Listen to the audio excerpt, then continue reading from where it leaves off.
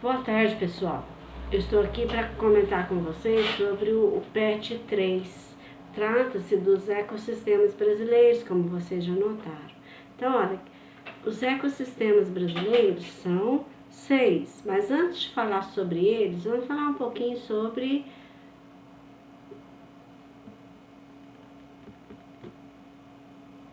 os fatores que existem na natureza e que levam à formação de um local onde os seres vivos sobrevivem, que é chamado de ecossistema. Então, existem fatores bióticos e fatores abióticos. Os fatores bióticos são aqueles que têm vida, os seres vivos. Bactéria, fungo, maritaca, seres humanos, cachorros, todos os tipos de seres vivos. Vegetais, animais, todas as espécies de seres vivos. E fatores abióticos são fatores que não têm vida, são fatores que são essenciais para a vida dos seres vivos, mas que eles mesmos não têm vida. Por exemplo, água, temperatura, luz, alimento. Então, olha, são fatores que são necessários para todos os seres vivos, só que eles não têm vida. E sem eles, um ser vivo não iria sobreviver.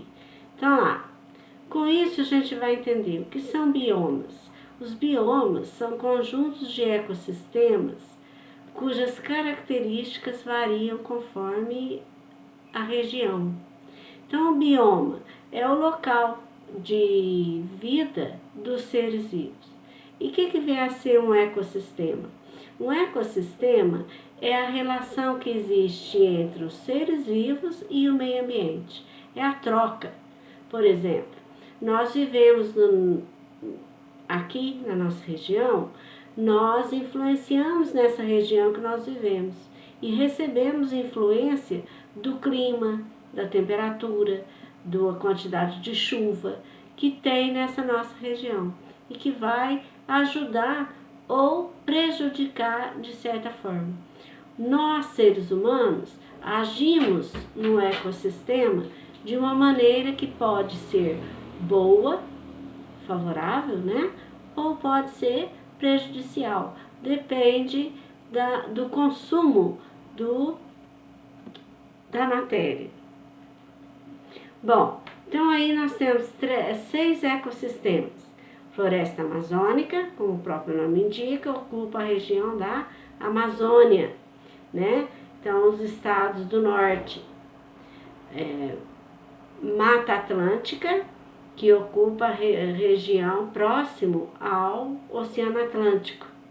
O Pampas, que ocupa a região do Rio Grande do Sul.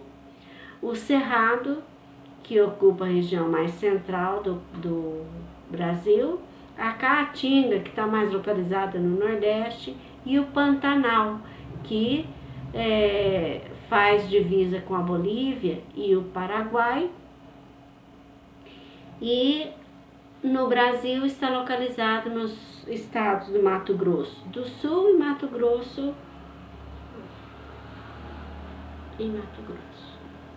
Então lá, os biomas, eles sofrem impactos ambientais. O que vem a ser isso? O impacto ambiental é a ação que o homem faz sobre esse ambiente, ou seja, o resultado dessa ação. Por exemplo, o ser humano, ele busca desenvolver, melhorar as condições de vida. E às vezes esse desenvolvimento, esse melhoramento de condição, leva a um esgotamento das riquezas naturais que existem. Por exemplo, uma mina de ouro. Para retirar o ouro, tem que entrar num processo de mineração. Então se faz a escavação do solo. Para escavar o solo, tira-se a vegetação. Para separar o ouro da terra, usa-se o mercúrio. Então, dissolve esse mercúrio na água, contamina os rios, contamina os peixes que vivem nessa água e contamina, por último, o ser humano que se alimenta desses peixes contaminados. E isso é o impacto ambiental. Por causa desses recursos da natureza não serem sempre renováveis, eles podem prejudicar o ambiente se for consumidos em quantidade muito elevada. Então, cada bioma ele apresenta um tipo de impacto ambiental de acordo com a atividade econômica do local, de acordo com o tipo de vida dos seres vivos. Então, como consequência, essa atitude do homem de usar a terra, usar o solo para fazer todas as suas atividades, ele vai levar a uma devastação das florestas. Por exemplo, na floresta amazônica, ele vai queimar a floresta para retirar a madeira. Retirando a madeira, ele vai destruir a morada natural dos animais, destruir o solo da Amazônia. Ele depende das folhas da floresta que caem no solo. Então, isso tudo vai ficar prejudicado. Provoca também poluição do ar, poluição dos rios, né? É o caso dos garimpos. E com isso tudo, ocorre a erosão. O que é a erosão? É o buraco no solo provocado pela ação da chuva nos locais que não tem vegetação. Então, quem que provoca a erosão? É a chuva? Não, é o ser humano. O ser humano que escavou, que tirou o solo, que tirou a vegetação, que enriquece, que protege o solo de uma certa forma, e então provocou a erosão.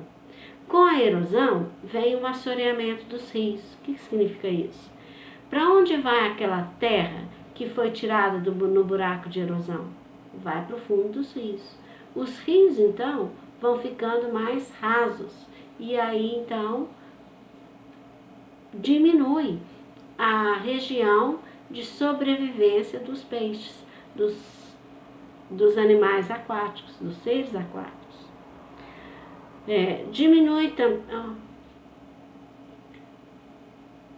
Diminui também a extinção e provoca a extinção da fauna e da flora. O que significa isso? Diminui os animais e as plantações. As plantas vão sendo prejudicadas. Além de provocar a desertificação do solo. O que significa isso? O solo que é muito usado, ele vai se transformando em deserto. Ele vai perdendo os seres vivos, ele vai perdendo a água e aí então se transforma num deserto. Bom, pessoal, o que eu tinha para falar hoje sobre os biomas brasileiros é isso que eu falei e eu espero que vocês tenham entendido o PET 3, tá? Bons estudos, até breve.